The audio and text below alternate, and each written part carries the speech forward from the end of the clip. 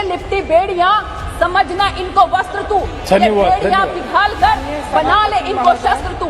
तू खुद की खोज में निकल, तू किस लिए हताश है, तू चल तेरे वजूद की समय को भी तलाश है। वक्रतुंड महाकाय सूर्यकोटि संप्रभ निर्विघ्नं कुरु मे देवा सर्व कार्येषु सर्वदा। गणेश चतुर्थी पर हम सब लोग पुरानी लोकसभा के भवन को छोड़कर नए भवन के अंदर हम सब लोगों ने प्रवेश किया है और उसमें सबसे पहले जो बिल आया है वो महिला आरक्षण पर आया है।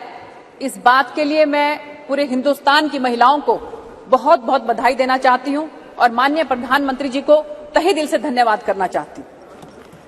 आदरणीय सभापति महोदय, ये एक ऐतिहासिक बिल है और भारत की महिलाएं आश्वस्त थी कि ये काम अगर कोई कर सकता है तो आदरणीय प्रधानमंत्री श्री नरेंद्र मोदी जी कर सकते हैं, क्योंकि बीते कालखंड में भारतीय जनता पार्टी ने जितने भी संकल्प किए हैं उन सब को सिद्ध करने का काम अगर किसी ने किया है तो हमारे आदरणीय प्रधानमंत्री श्री नरेंद्र मोदी जी ने किया है, हमारी भाजपा की सरकार ने किया है, संकल्प से सिद्धि की ओर। मैं कहना चाहती हूं सभापति महोदय कि ये अमृत काल की बेला है। इस अमृत काल में हम जिस तरह से शनै शनै विकसित भारत की तरफ बढ़ते जा रहे हैं, उसी की एक वानगी है कि ये जो बिल इस नई लोकसभा के अंदर प्रस्तुत हुआ है। आदरणीय सभापति महोदय, सबसे पहले हमारे दुबे जी ने हमारी पार्टी की तरफ से इसमें अपने विचार रखे और उन्होंने बताया कि उनके माताजी एम्स में एडमिट हैं। तो मैं भी ये कहना चाहती हूं कि हम जिस उम्र में हैं, मेरी माताजी भी हॉस्पिटल में एडमिट हैं और वहां से मुझे लगता है कि वो अपनी बेटी को बोलते हुए जरूर देख रही होंगी। उन्होंने 9 महीने तक मुझे अपनी कोख के अंदर रखा और हर मां अपने बच्चे को कोख में रखती है। एक मां जो है उसका फ्लैश और ब्लड वो लड़के को भी उतना ही मिलता है जितना लड़की को मिलता है।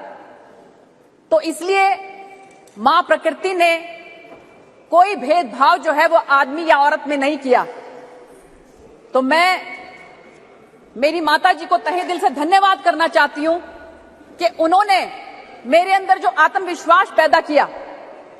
हम लोग 4 बहन भाई हैं सभापति महोदय, 2 बहनें और 2 भाई, लेकिन हमें आज तक ये महसूस नहीं हुआ कि हम महिलाएं हैं या हम लड़की हैं तो किसी भी मामले में हम कमतर हो सकती हैं। तो जो आत्मविश्वास हमारी माताजी ने, क्योंकि मां प्रथम गुरु होती है, हमारे अंदर पैदा किया, उसको हमारे आदरणीय प्रधानमंत्री जी ने और हमारे संगठन ने समझा और परखा और 2014 के अंदर दुनिया की सबसे बड़ी पार्टी भारतीय जनता पार्टी ने मुझे अपना अभिन्न अंग बनाया। मैं तहे दिल से इस बात के लिए भारतीय जनता पार्टी का धन्यवाद करना चाहती हूं। सभापति महोदय, नारी को देवी की तरह पूजा जाता है। हमारे प्राचीन उसमें आपने सुना ही होगा, हम कहते हैं कि या देवी प्रपन्नार्थ हरे प्रसीद प्रसीद देवी मात्र जगतो अखिलस्य प्रसीद विश्वेश्वरी पाहि विश्वम तो मीश्वरी देवी चराचरस्य। इस पूरे चराचर के अंदर जो है वो मां प्रकृति, मां भगवती है जो विराजमान होती है, बिना किसी भेदभाव के होती है। लेकिन सभापति महोदय, मुझे बहुत अफसोस है इस बात का कि आज हम उस मंत्र से यहां पहुंच गए हैं जिसमें हम कहते हैं कि उसे हम पर तो देते हैं मगर उड़ने नहीं देते। हमारी बेटी बुलबुल है मगर पिंजरे में रहती है। हम कहां से कहां पहुंच गए सभापति महोदय। मैं ये कहना चाहती हूं सभापति महोदय कि आज जो ये बिल यहां पर प्रस्तुत हुआ है, आज रानी लक्ष्मीबाई, सरोजनी नायडू, अरुणा असफ अली, सुमित्रा महाजन जी, सुषमा स्वराज जी, हमारी सुचेता कृपलानी जी जो कि हरियाणा से ही थी, कल्पना दत्ता जी और हमारी बहुत सी फ्रीडम फाइटर्स जिन्होंने बहुत मेहनत की, आज वो बहुत इस बात को लेकर सुकून महसूस कर रही होंगी कि आज जो है ये बिल 27 सालों के बाद लोकसभा के अंदर जो है वो आया है। सभापति महोदय, एक जिक्र जरूर करना चाहूंगी मातंगिनी हाजरा जी का 1942 के अंदर जब क्विट इंडिया मूवमेंट आया, उन्होंने 5000 गांव वासियों को एकत्रित किया और जब अंग्रेजों ने देखा कि 5000 जो है वो भारतीय इस तरह से एकत्रित हो गए हैं, तो उन्होंने गोलियां चलानी शुरू कर दी। सभापति महोदय, मातंगिनी हाजरा जो थी, उनके हाथ में तिरंगा था, एक एक करके 3 गोलियां उनको लगी, लेकिन वो जमीन पर गिर गई, उन्होंने तिरंगे को नीचे नहीं गिरने दिया। ऐसी ऐसी हमारी फ्रीडम फाइटर, हमारी जो महिला वीरांगनाएं हैं, उन्होंने इस देश के लिए अपनी कुर्बानी दी है। तो मैं सभापति महोदय ये कहना चाहती हूं कि हम आज जो इस बिल को लेकर आए हैं, हमें हर किसी को दलों से ऊपर उठकर इसका समर्थन करना चाहिए। Now please conclude, ma'am. सभापति महोदय, मैं अपने पार्टी की तरफ से दूसरी बोलने वाली हूँ। आप it's okay. नहीं, मुझे समय दिया गया है। प्लीज सभापति महोदय, मुझे बोलने दीजिए। No. ये महिलाओं का बिल है और आप अगर महिलाओं को ऐसे रोकेंगे तो मुझे लगता है बहुत सी महिलाओं को इसमें तकलीफ होगी। No, it is a question of the allocation of the time by the party. Please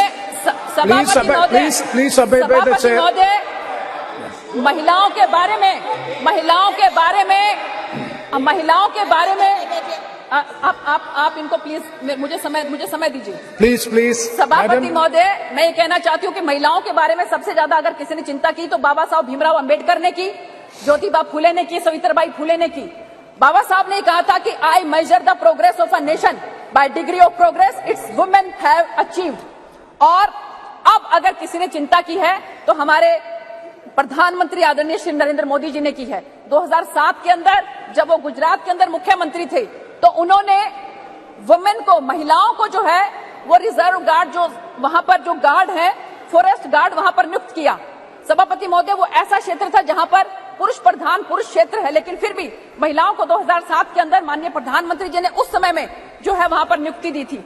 और आज अगर हम देखें तो भारतीय जनता पार्टी की सरकार में माननीय प्रधानमंत्री नरेंद्र मोदी जी के नेतृत्व में आप ये देखिए कि हरियाणा की धरती से बेटी बचाओ बेटी पढ़ाओ का नारा दिया गया और उस समय में 2014 के अंदर जो सेक्स रेशो 918 पूरे भारतवर्ष के अंदर था, आज 2022-23 के अंदर वो 933 है। और हरियाणा के अंदर जो 871 था, आज वो 923 है। माननीय सभापति महोदय, मैं कहना चाहती हूँ कि माननीय प्रधानमंत्री जी की जो सोच है, जो हृदय से जो बात कहते हैं, वो सब के सब लोग इस तरह से उसको हृदय से मानते भी हैं। इसके साथ साथ मैं कहना चाहती हूँ सभापति महोदय कि हमारे मंत्रिमंडल में आज 12 महिलाएं हैं। हमारे सबसे ज्यादा भारतीय जनता पार्टी की सांसद हैं और 2014 के जब हमारी सरकार बनी थी तो उसमें सबसे बड़े मंत्रालय जो है वो चाहे विदेश मंत्रालय था, चाहे वो उसमें रक्षा मंत्रालय था, वो महिलाओं के पास था। आज सबसे ज्यादा राज्यपाल जो हैं वो हमारी सरकार में हैं। ये ओहदे ही हैं जो बताते लफ्ज़े बयां को खास, ये ओहदे ही हैं जो बनाते हैं लफ्ज़े बयां को खास, वरना कौन सुनता है यहाँ औरत की बात। माननीय सभापति महोदय, इसके साथ साथ मैं आपको कहना चाहती हूँ कि इसलिए यह जरूरी है कि ओहदे मिलने चाहिए, राजनीति के अंदर महिलाएं आगे आनी चाहिए, नहीं तो उनकी बात कोई नहीं सुनता है। सभापति महोदय, मैं कहना चाहती हूँ 2004 के अंदर यूपीए सरकार जो कॉमन मिनिमम प्रोग्राम के अंदर जो है वो सबसे पहले उन्होंने रखा था कि हम वुमेन रिजर्वेशन बिल लेकर आएंगे और 2006 मई 2008 के अंदर राज्यसभा में टेबल किया गया और उसके बाद 9 मई 2008 को स्टैंडिंग कमेटी को भेज दिया गया। 17 दिसंबर 2009 को स्टैंडिंग कमेटी ने अपनी रिपोर्ट दी और फरवरी 2010 को यूनियन कैबिनेट ने अप्रूवल दी। सभापति महोदय, 9 मार्च 2010 को राज्यसभा में पास किया गया 186 को लेकर। मैं सबसे पहले तो बल्कि ये देखना चाहती हूँ कि वो एक महानुभाव कौन था जिसने महिला रिजर्वेशन बिल के खिलाफ वोट किया। इसके साथ सभापति महोदय, मैं कहना चाहती हूँ कि लोकसभा में ये रिपोर्ट किया गया। समाप्त कीजिए प्लीज। 1 मिनट के लिए सभापति महोदय, सिर्फ मेरे को 2 मिनट और चाहिए। कम्युनिकेट किया गया लेकिन उसके ऊपर उसको कंसीडर नहीं किया गया। इस बात का जवाब कांग्रेस पार्टी को देना पड़ेगा। Thank you. ये क्यों वीणा देवी जी। सभापति महोदय, लास्ट में मैं कहना चाहती हूँ कि देखिए महिलाएं जो है, लास्ट में बस एक बात कहना चाहती हूँ। 1 सेकंड मीना जी, कि जो ये बिल लाया गया है इसमें हर दल से ऊपर उठ के सभी महिलाओं को जो है वो बढ़ चढ़ कर हिस्सा लेना चाहिए। बहुत अच्छी एक छोटी सी कविता 2 लाइनों में खत्म करना चाहती हूँ, जिसको अमिताभ बच्चन जी ने गाया है कि तू खुद की खोज में निकल, तू किस लिए हताश है, तू चल तेरे वजूद की समय को भी तलाश है। धन्यवाद। जो तुझसे लिपटी श्रीमती बेड़ियां, नैना देवी जी। जो तुझसे लिपटी बेड़ियां, समझना इनको वस्त्र तू। ये धन्यवाद, बेड़ियां धन्यवाद। पिघाल कर बना ले इनको शस्त्र तू। तू खुद की खोज में निकल, तू किस लिए हताश है, तू चल तेरे वजूद की समय को भी तलाश है। बहुत बहुत धन्यवाद सभापति। धन्यवाद।